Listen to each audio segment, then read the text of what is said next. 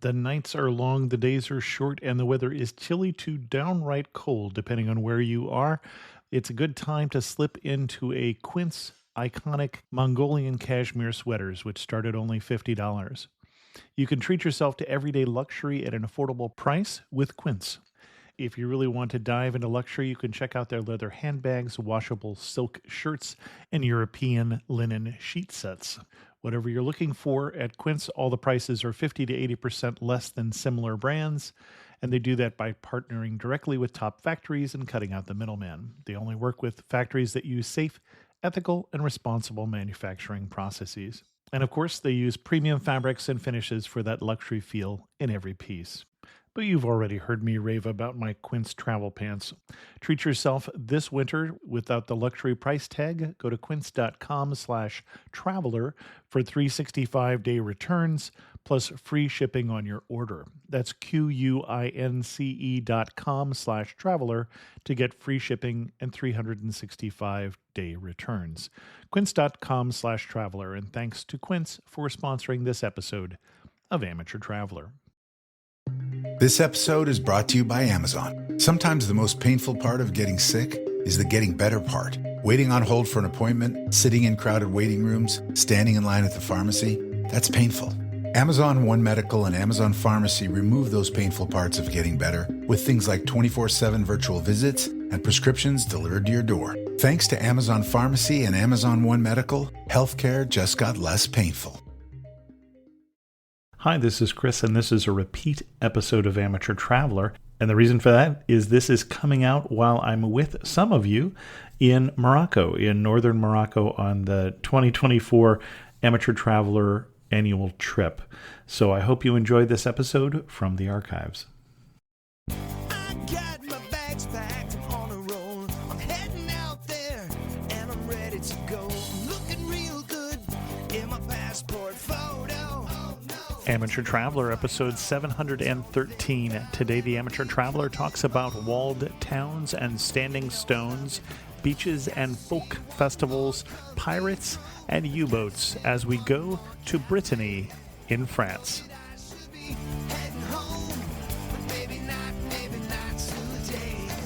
Welcome to the Amateur Traveler. I'm your host, Chris Christensen. Let's talk about Brittany. I'd like to welcome to the show Kristin Montgomery from growingglobalcitizens.com, who's come to talk to us about the region of France known as Brittany. Kristin, welcome to the show. Thanks, Chris. And I want to say the Duchy of Brittany, but that's really not the term anymore. So, No, it's not. It's definitely part of France officially. Where are we talking about? So Brittany is located in northwestern France, and as you said, it used to be a duchy, but in the 1500s, it was incorporated as part of France, basically taken over against their will. So there's still a very strong regional identity. There are some people that still identify as being Breton before they're French. Excellent. And why should someone go to Brittany? Well, Brittany is a place that is not usually on lots of travelers' lists. Obviously, if you're going to head to France, you think of Paris, you think of southern France, Provence or Nice. But there are a lot of really great things to see in Bretagne and Brittany. There are beautiful beaches, first of all, and it's actually sand beaches, unlike the rocky beaches that you find down south. Mm-hmm. It's a great place for a multi-generational trip. So if you're traveling with family, it would be an excellent place to visit because it's a little bit less touristy, less crowded. There are more things to do that are in small towns out in the country. And it has this Celtic identity, like I said, the Breton identity that really is not found in any other place in France. And so you're going to be hearing things like bagpipes for music. You're going to be seeing traditional dancing, even some of the Breton language.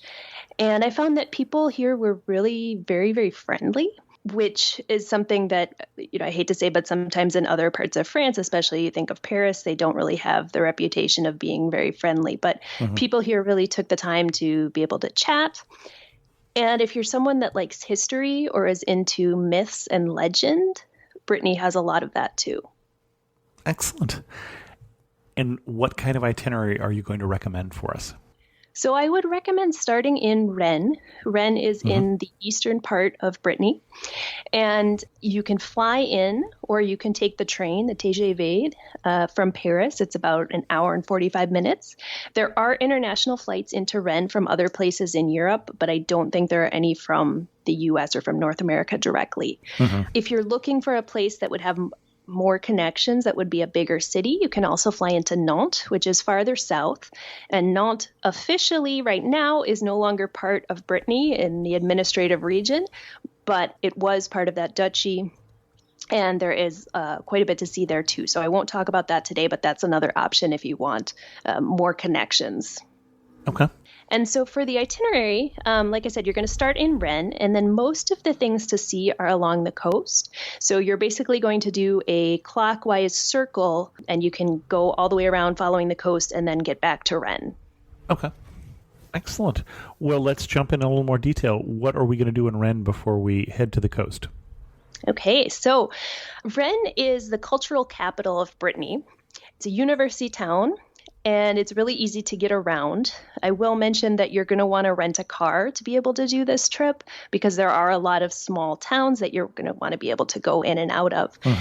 But when you're in Rennes itself, you don't need a car. They actually have a great metro, and it's the smallest city in France to have a metro. And this one is driverless also, so it goes both underground and above ground. And it was really clean and safe and efficient. So that was something that I didn't really expect, but it was a very pleasant surprise.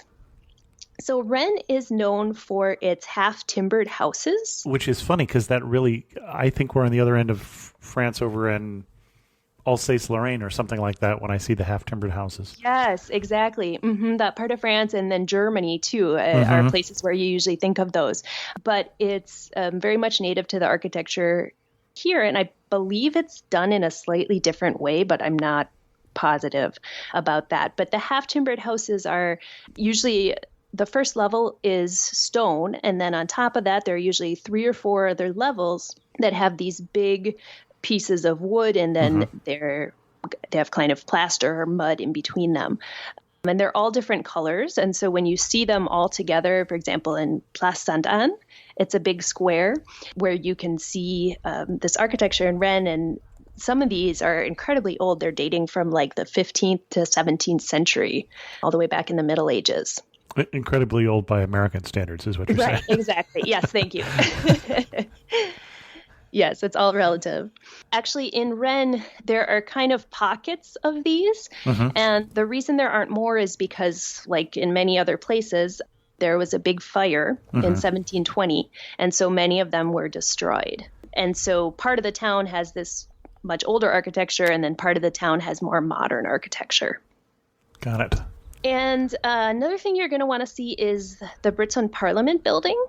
And like I said, Rennes is kind of the capital of Brittany. And so this parliament building originally had a little bit more autonomy than it does now. Now it's really part of France, but they still do some court cases here. It's basically a court of appeals. Okay. The architecture that's there is beautiful, especially the Grande Chambre. They have paintings and tapestries in there. It's all gold leaf, I believe. The large chamber, the Grand Chambre? Okay. Yes, exactly. It sounds so much better in French, like so many things. Harder to spell, but sounds so much better.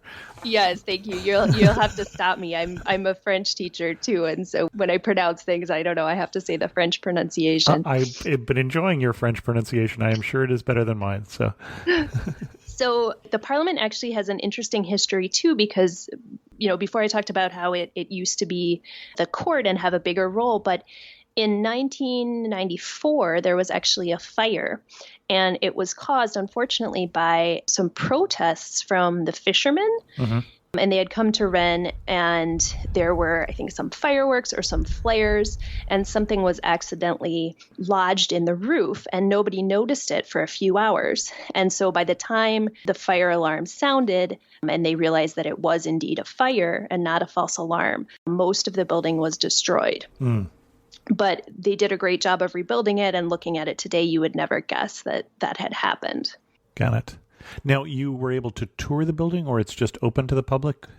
You are able to tour. We did a guided tour, and I would definitely recommend that. I think it does need to be a guided tour. Okay. You go through security, and then they need to know who's in the building and everything. So, Make sure you're not a fisherman. Exactly. And during the summer, they have a special light and music show that actually takes place outside. And in front of the building, there's a big square. It's late at night. I think it was 11 o'clock at night, partly because the sun seems to set a little bit later. So, of course, it needs to be dark for this show. And they projected lights and projected kind of like a movie, but it was made to match the Parliament building. So you would see like children climbing up the buildings or like the windows opening. And it was a very, very cool experience. Like I said, every night it's free. I would definitely recommend seeing that. Okay. And then if you are interested in history, the Brittany Museum and Cultural Center has an interesting museum that has some archaeological pieces, some traditional clothing, and information about basically the history of Brittany. And I remember one exhibit there that was especially good was with 3D goggles. So if you're into that kind of technology, they did have some very cool new technology exhibits. Excellent. Well, being both a technology geek and a history geek, you know I am. So. Yeah. If you are there on a Saturday, there is a Saturday market, and it's in a place called the Place des Lys, which is a place that got its name. It's this big open area, and it got its name because they used to hold jousts there in medieval times. Place of the lists. Oh, okay. Got it. Okay. Yeah. Yeah. They have the market, which I believe is like the second biggest, or certainly one of the biggest in France. So obviously, in terms of food, you can buy things like seafood and berries and all sorts of summer foods. Okay. The next place I would take you, because of course you're in France, and so like I said, food is very important. Of course. Yes, there is a chocolate shop that's called Chocolatier Durand, so Durand, and the chocolates here are very interesting because they all have numbers painted on them. So you order your chocolate by number. But the real thing that's interesting is the cake. And they have a cake called Gâteau Gégadot, which is named for a woman named Hélène Gégadot. And she was one of the first, or she was the first, I guess, French serial killer. Oh, no. Yes. So very unexpected. And the story goes that she was from Brittany and she was a cook. And when she had someone she didn't like, she would poison them with arsenic, either in soup or in this cake. And by the time people figured out what was happening, she had poisoned, I think it was dozens of people, and they're not really sure exactly how many. I've seen 25, I've seen 30, but certainly dozens of people. So if you're interested in crime and that kind of thing, you can go and order this cake. It makes a great gift. It actually tells now the sold whole story. without the poison. Exactly. They do say specifically on there that it's guaranteed without arsenic free. Good. Yes. Reassuring, definitely. That's funny.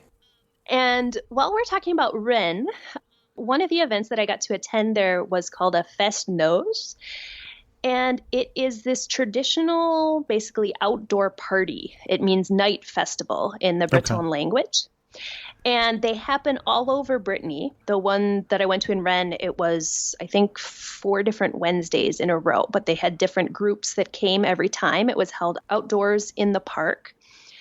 And it was really just an amazing way to see the Breton culture. And there were sports and games. So there was like wrestling. So kids got to try the traditional Breton wrestling. There was food for sale. They had bands playing on this big stage. And then they had performers dancing. And everyone would get up and dance also. So it was very cool to see just people of all ages, very family friendly, coming and dancing and just celebrating their culture. And from what I see, the dances tend to be a circle or a chain dance? Yes. Okay. So most of the dances are not couple dances, Okay. which is always great because it's also great because it's very inclusive. Anybody can just jump in and join. And you're usually either locking elbows or there are some where you actually stick up your pinky fingers and you lock pinky fingers. Okay. And so then you're either going around in a circle or going around in a chain. So if you're outside, you have hundreds of people dancing together. It's really something that's very cool to see. Excellent. And my impression from something you said is you were there with your kids. I was there with my students. Your students? And actually not at this excellent. one. Okay. Yeah, so I went to Rennes for the first time actually about 10 years ago with my parents. But then this time I was working with students. I was a program leader for a study abroad program with high school students. Interesting. Now, and I'm curious, being a French teacher, going to Brittany, is the French similar enough to high school French that there wasn't a problem for your students to communicate? Yes, absolutely. Of course, there are very, very small regional dialects, but I really didn't even notice anything that was much different in terms of the French that's spoken there. There are actually two other languages that are still living languages in Brittany. One is called Gallo, which is spoken more in the eastern part. And that's actually like a Romance language, so similar to French or Spanish or Italian. And then the Breton language, which is a Celtic language. So it's somewhat, I believe, understandable for someone that would speak Irish or Scottish. And so that was definitely visible in signs, but it's not something that you really hear people speaking on the street. Okay. But they are trying to revive that language. So at this Fest-Noz, being a language nerd, I definitely talked to some people that were there that were promoting schools. So they have some immersion schools where you can do classes in Breton. Got it. Ah, bon chien. Bonjour, je suis Theo, a tour leader with Explore. And this is Punti. He's helping us find truffles under the trees next to this beautiful vineyard. Maybe for tomorrow's cooking class? Oui, call Semillon heure. Parfait. Semillon o'clock. Not everyone gets to enjoy a Bordeaux sunset this way, but you will if you explore. No, Punti. Search exploreworldwide.com and don't just travel. Explore. Anything else we want to do in Rennes? That should be it for Rennes. So after that, you're going to head out. You're going to take your car. And if you didn't get a chance to go to the Fest-Noz, as I mentioned, there were games there. And the organization that was sponsoring those games is actually a theme park, I guess you could call it. Okay. And so, yeah, about 30 miles outside of Rennes, there is a park and they have all traditional Breton games. So the technology is only like things that existed a few hundred years ago. So it's games like lawn bowling and mazes and things with wooden clubs or jousting. So they have things that are indoors and they have things that are outdoors. And so that's a fun chance to do something that you probably wouldn't do at home. And what is the name of the park? It's called Parc Carouge, I believe. Carouj. All right.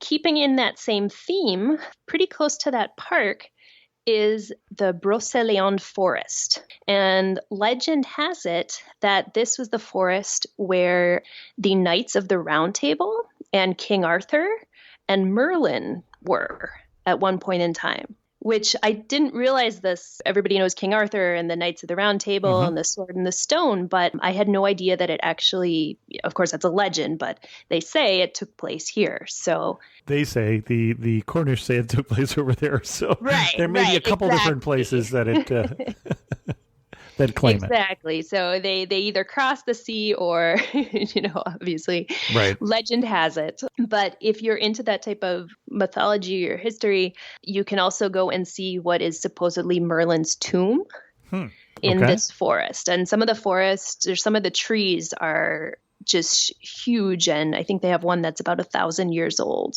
Okay. And so then your next stop is going to be down a little bit farther south to a place called Karnak. And it's good timing because you just saw the legends, or you just heard about the legends in the forest of King Arthur. And in Karnak, it's a site that has 3,000 stones that are megaliths. So some of these stones are fairly small, like say waist high, and some of them might be 10 or 15 feet tall. And they're generally placed vertically, and they're an alignment. They have multiple rows, and there are actually 3 different fields of these rows. They're not sure if it used to be just one giant section or if they built 3 separate fields. Well, unless I'm mistaken, which happens all the time, there are more standing stones in Brittany than there are, for instance, the well-known ones we know of, like Stonehenge and Avebury in England. More than 3,000. Well, yeah, I don't know. I know it was more than 3,000 around Karnak, and there are definitely other places besides just Karnak that have these stones. So that's just Karnak that has more than 3,000. Wow. That's just Okay. Karnak. Yeah, so it's a big area. That wouldn't surprise me. Not as large as Stonehenge in terms of the stones themselves. Yeah. And because they're not vertical, the ones in Stonehenge are, I think, what they call dolmens. So you have the 2 stones with the flat stone over the top. And so it's maybe not as visually striking as Stonehenge, but in terms of the sheer size of these fields, it's pretty impressive. Interesting. And again, these were invented, or these were not invented, but constructed, put up about 7,000 years ago. So, and again, they don't know exactly when. They've only been able to do carbon dating with a few parts of it, but before the wheel. So when you think that they have managed to put these huge stones on their end, it's very impressive. I'm just looking at pictures. Sorry. Oh, no, that's fine. I get distracted. It's hard to describe because it is, like I said, it's very impressive, but also like It looks like somebody's some farmer's trying to sow a crop of stone. Yeah, that's a good way of putting it. Yep, with furrows. And there are some dolmens there, and there's also a tomb, kind of like an effigy mound tomb. And you can go, and if you have a car, you can, I believe, drive by these because they're kind of all over town. And in fact, there are some areas where it's like the person's backyard fence is made of these stones. Okay. But certainly if you're going to bother to go down there, it's worth doing a guided visit in the summer. They have a little visitor center, and then you can learn about the theories behind them because there are lots of different theories about what they were actually created for. Excellent. Where to next? All right. So after that, you're going to head to a city called Lorient, and there is a sailing museum there. So if you're someone that's really into sailing, this would be the place to go. Sailing and boating, obviously very popular in Brittany. But at this sailing museum, you can try out little remote control sailboats. You can have a contest to see who can hoist the sail fastest. And I'm not into sailing, so I can't speak to who the famous sailors are, but there were definitely famous sailors there. So, well, and you say that sailing is, of course, popular there. One thing we probably should have said but didn't is that we're talking about a peninsula. So there is water on almost all sides, except if you head back towards Paris, then there's no water in that direction. Yes, very good point. And in Lorient, there are also some German submarines, I believe, because the Germans were there building submarines during World War II. So this is your place to go if you're into boats, and they do, I believe, have sailing lessons and different cruises and things from there too. Got it. Okay. Submarine pen, or I think is the correct term there, but don't hold me to that. After you've seen that, you're going to head to a small town that's called Pont-Aven. And it literally means the bridge over the Avon River. Okay. And this is a spot that it used to have a number of windmills. And it's just a very picturesque little town. It was a spot that was popular with Impressionist painters. And Paul Gauguin spent a lot of time there. Now, you say used to have a lot of windmills. So we're going there to see the windmills that aren't there anymore. Well, I think there used to be a much bigger number. There Got it. are a couple. I'm not sure if they're actually, I don't think they'd be working windmills. But for example, there's a restaurant that you can eat at that it's basically been built around this windmill. And so the windmill or parts of it are within the restaurant. So that's still a kind of an important part of the culture there. Got it. Well, and it looks like there is an art museum there, which I suspect is going to display some of the artists who visited. Yep, absolutely right. The Fine Arts Museum there is a good place to see Impressionist paintings and work from Gauguin. And the other thing that's great about this town is it's known for its cookies. Oh, well, now you have me. Okay. Yeah, exactly. I mean, if it's going to be a choice between cookies or art, I'm definitely going to go for the cookies every time. So the cookies, when I say cookies, it's really more like a biscuit, like a shortbread cookie. Okay. That works for me. That's fine. Yep. Still very good. There are factories where you can see them made, and then there are a number of stores that sell them, and they have free samples too. So it's a good place to pick up, tins of cookies as souvenirs. And that's Tromade? Yes. Okay. I believe there are a couple different companies actually now. There's competitors once you have the main one. We'll just have to do some taste testing to see which is the best. Right. I guess I'll take a minute while we're mentioning cookies and talk about some food there. So the cookies, and basically any baked good in Brittany, is extremely buttery. So the butter is one of the famous products in Brittany, salted butter. Okay. And, you wouldn't think that is that exciting, but I have to admit, as someone from Wisconsin, which is the dairy state, Sure. I'm going to get a lot of crap for this, but the butter in Brittany was definitely better than the butter in Wisconsin. And so that really plays a huge role in most of their baking. And so the cakes are very, very heavy and very buttery. Okay. Well, and the other thing I think of when I think of food in Brittany is the galette. Exactly. Yes. So galette is very similar to a crepe, but it's buckwheat. And so it's more of a savory, whereas a crepe is usually sweet and you're going to put Nutella or jam or butter and sugar in it.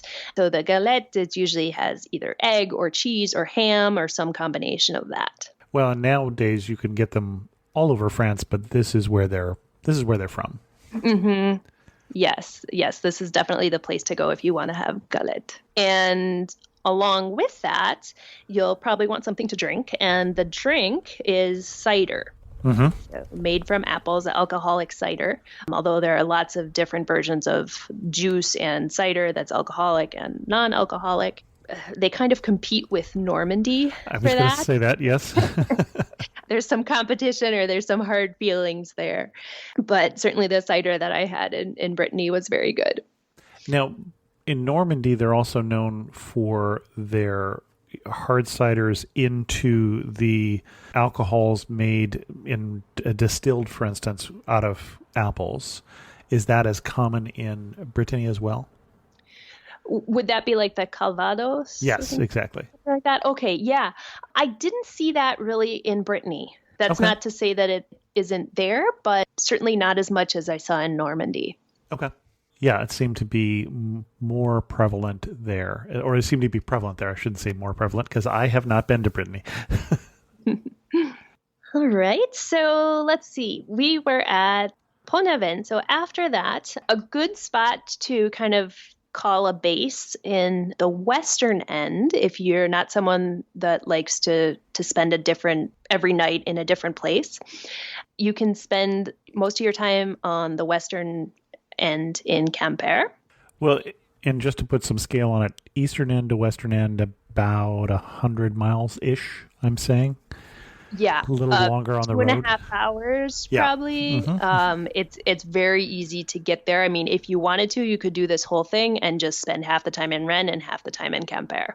No problem. But then you would miss some very cute places to stay.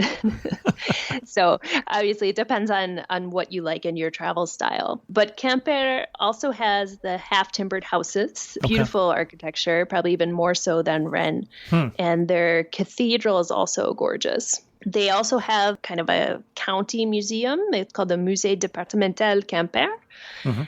And there they have different exhibits having to do with the archaeology of Britain. They have paintings, traditional dress exhibits. And there is a festival there that happens every year, the Festival Cornouaille.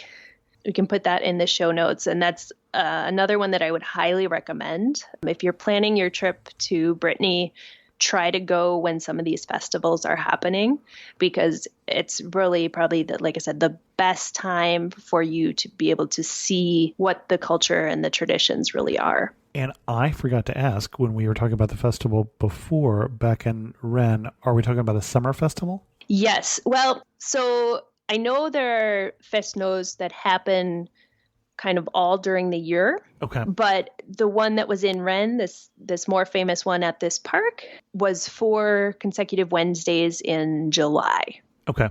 And then the one here in Quimper is what time of year? It was also July. Okay. But it was more of a weekend festival. Got it. But like I said, there are festivals that may be more of like concert series that happen in other places during the year. Okay. And part of that is because it doesn't really get very cold in Brittany. It's kind of like English weather, very rainy, but it's pretty mild. So there's not really snow usually. Okay. Yeah, when you were talking about the beaches are sandy, I thought, yes, but the sun is in the south. The sun and the rocks in the south, or the sandy beaches and the gloom in Brittany, and take your choice. Yeah, well, to be honest, when I was there, and maybe it was just a fluke thing, but I was there most of July and part of August, and we actually had great weather. It was quite sunny. So like I said, it may have just been a fluke. I know that the major rainy seasons are really more like winter and spring. Okay.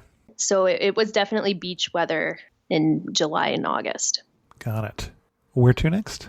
All right. So next, after Quimper, there is another small town that is worth a stop that's called Locronan.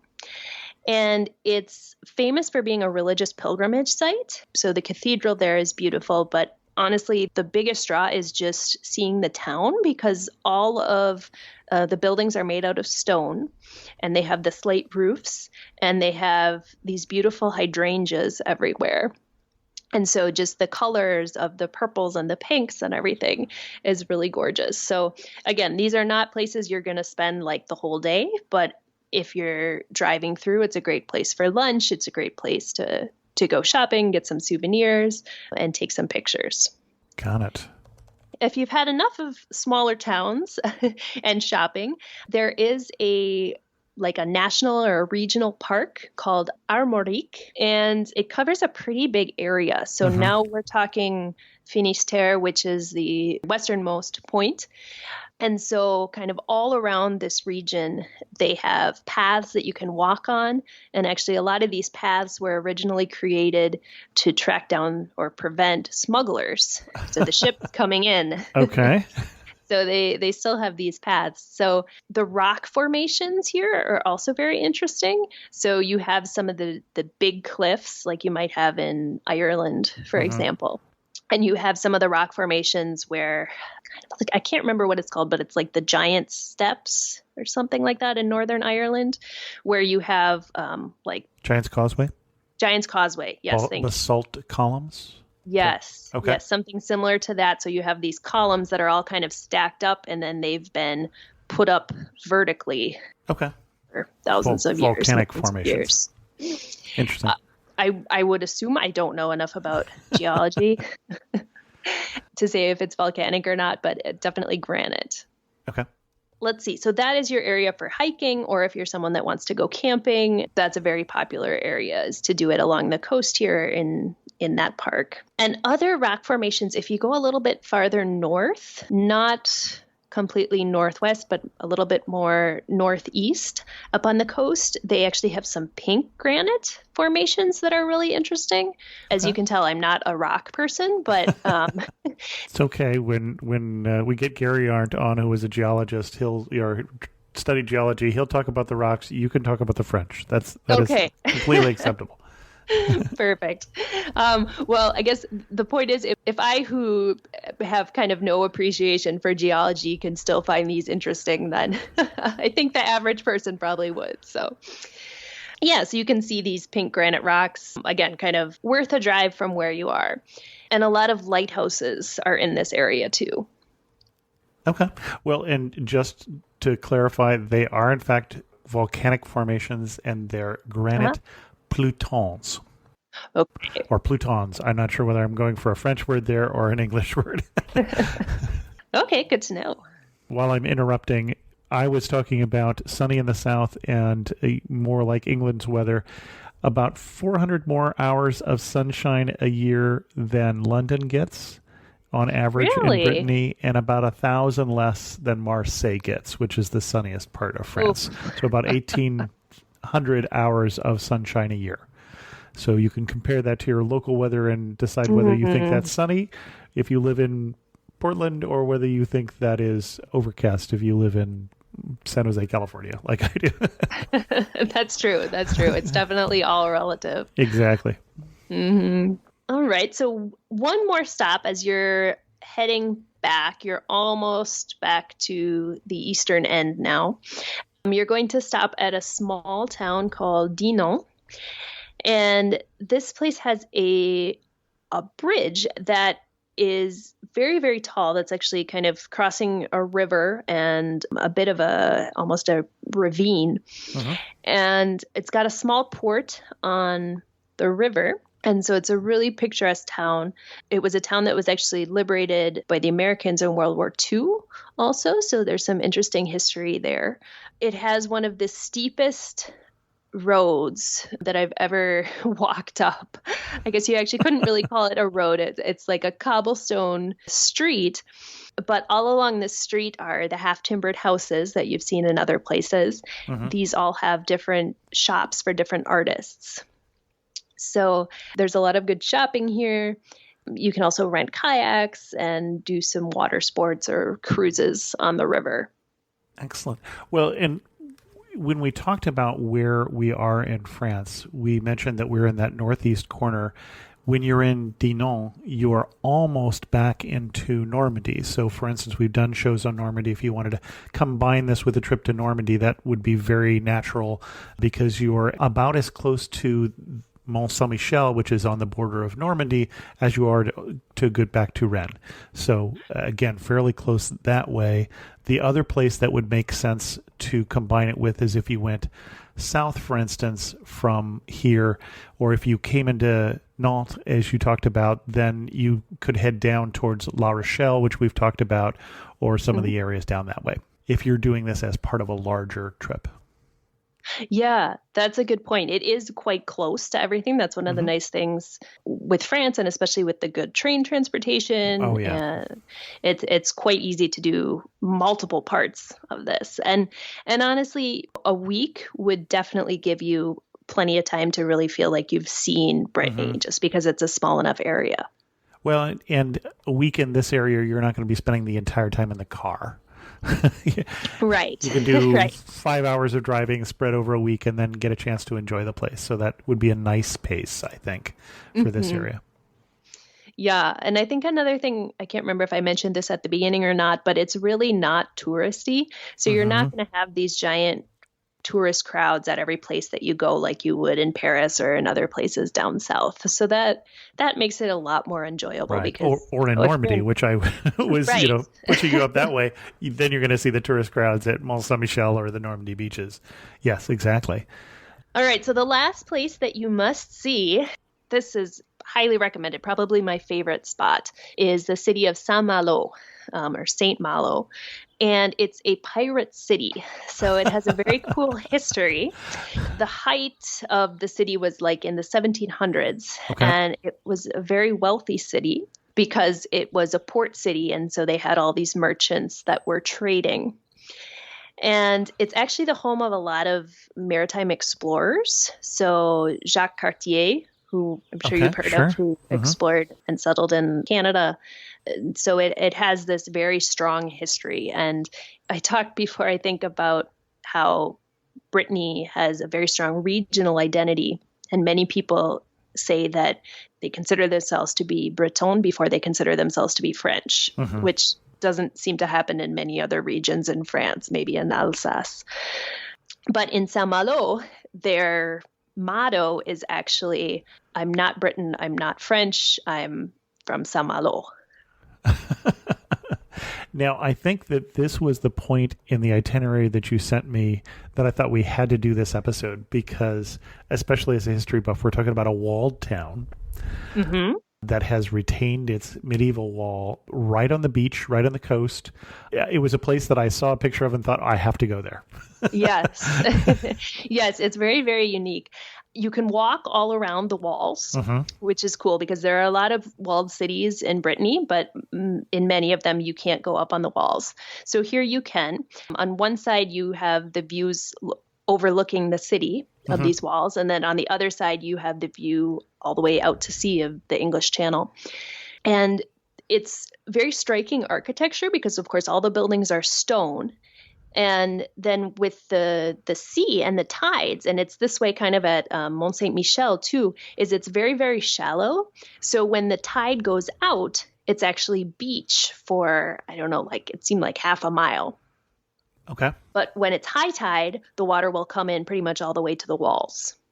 Well, and as you mentioned, we're right on the English Channel too. So if you get tired of Saint-Malo, and I'm not sure why you would, you can quickly hop on a ferry and go to Portsmouth, for instance, that we talked about last week. So, or one of several other places.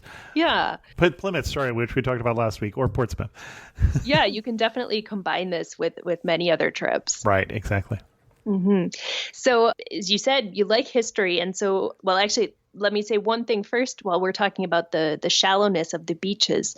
So one of the problems that this caused was the fact that if ships were in port, or even if they were farther out and had their anchors down, when the tide went out, you could basically access those ships on foot. And that could be problematic because obviously these are very wealthy ships with a lot of important merchandise. And just being, a big town with trade and people from lots of different places, there was the potential for crime. So one of the things that they did was they had a curfew. And so they would have a bell that was rung every night at, I think it was 10 o'clock.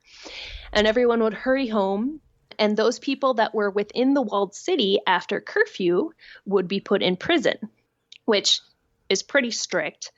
But it's better, at least, if you're found within the walls, because if you were found outside of the walled city, they had these gigantic dogs, these Mastiff dogs, which are like 5 feet tall. I think they're one of the biggest breeds of dogs. And they would set the dogs upon you if you were found outside of the city. Yeah. And so, when I heard this from our guide, I kind of thought, oh, sure, I'm sure that's been embellished a little bit. But then later I saw the coat of arms for Saint-Malo, and they actually have these giant Mastiff dogs on the coat of arms. So this was definitely a thing. Now, these days, I can stay at an old inn there, and I don't have to worry about being in by 10 o'clock, I'm assuming. I think you'll be safe, Chris, yes. Good to know. Good to know. Yeah, it's a very popular tourist town now. Mostly French tourists, but there were definitely some British tourists there too. And one of the things that you should definitely see if you're interested in this privateer or this pirate history is a place that's a mansion of a merchant or privateer family. It's called La Demeure des Corsaires.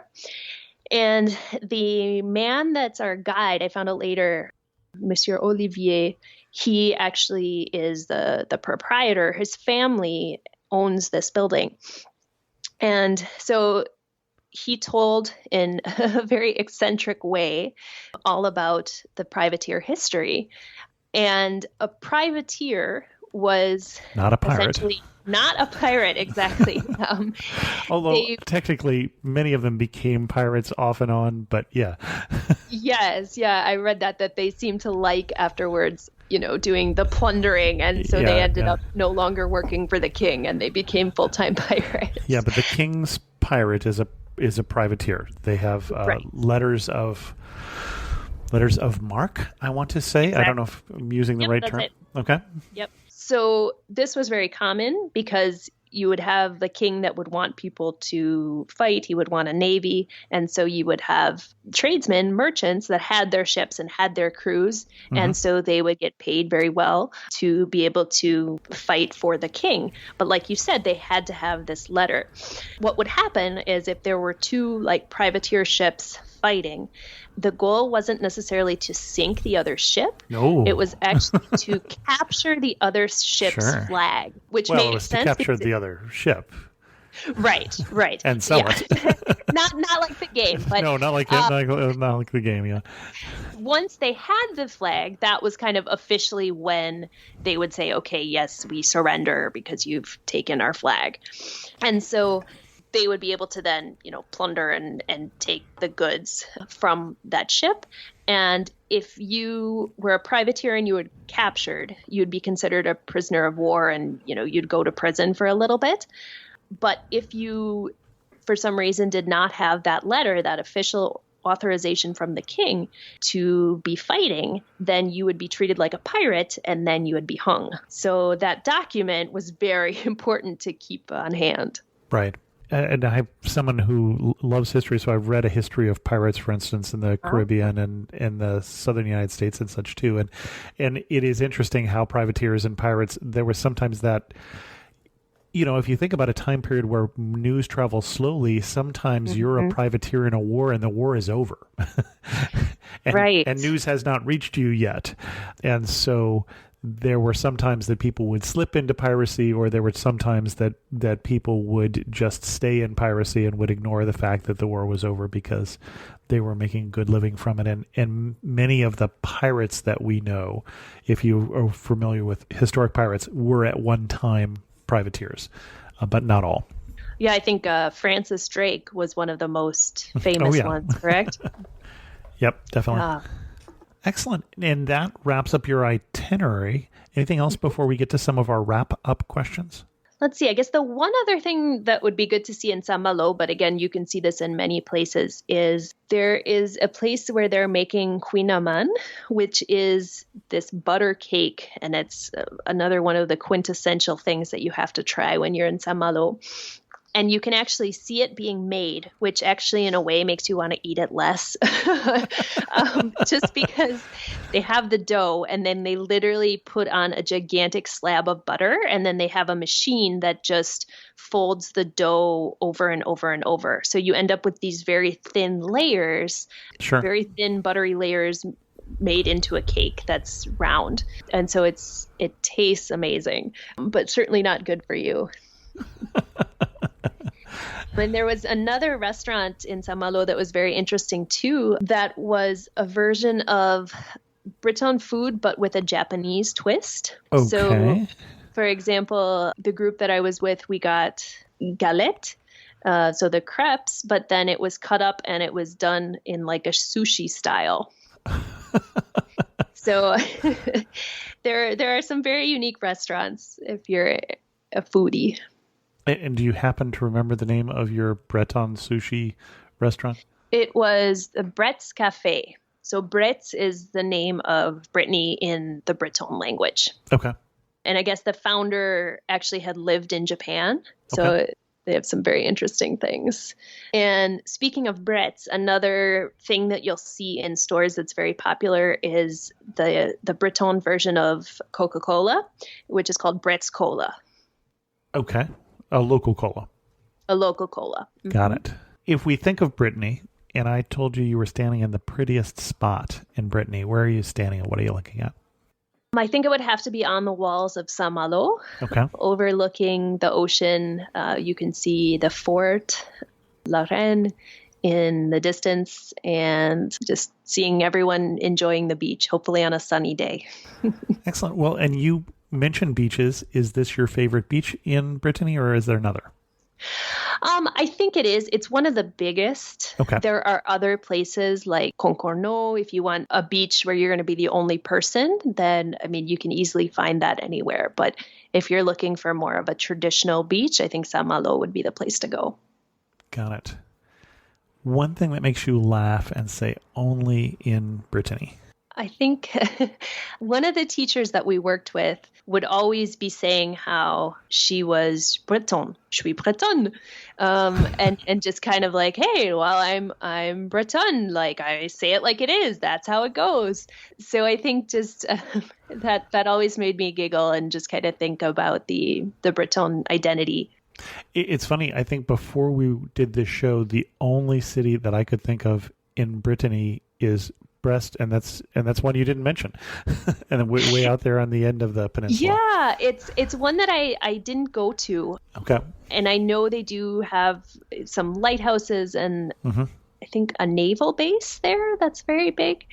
But yeah, I don't know too much about that one. But it is another one on the coast that's quite famous. Well, and also with an old harbor and with World War II history as well, because that's also where some U-boats were kept. Oh, okay. Because they would be closest to the shipping lanes there, which is where they wanted them to be. Excellent. Anything else that you think people should know before they go to Brittany? You will see a lot of flags. The flag of Brittany is white and black striped. Yeah, I think just come with an open mind, come ready to dance and listen to some music. And yeah. Excellent. Our guest again has been Kristin Montgomery from growingglobalcitizens.com. And Kristin, if we wanted to send people to your website, do you have any posts on Brittany we should send them to? I do. I currently have one on Saint-Malo and one on day trips that you can do. Like small town day trips. And then there'll be another one up soon with videos and more details about the fest-noz and the traditional dancing. Terrific. And well, send me those links when you have them, and I'll put them in the show notes as well. Will do. Kristin, thank you so much for coming on Amateur Traveler and sharing with us your love for Brittany. Thank you, Chris. In news of the community, I'd like to thank all the patrons who support the show, especially those who came and hung out with me last Saturday when we did a Zoom call. And I'd also like to send out a special thanks to two new patrons. One is Lowell Johnson, and Lowell wrote and said, I've been listening to your podcast for a few years and have enjoyed them. Over the last 3 years, I have been to Japan, Peru, Italy, and China. It was great to review your podcast of all these countries before I went to the countries. I will be traveling hopefully to Bhutan this year and Tanzania next year.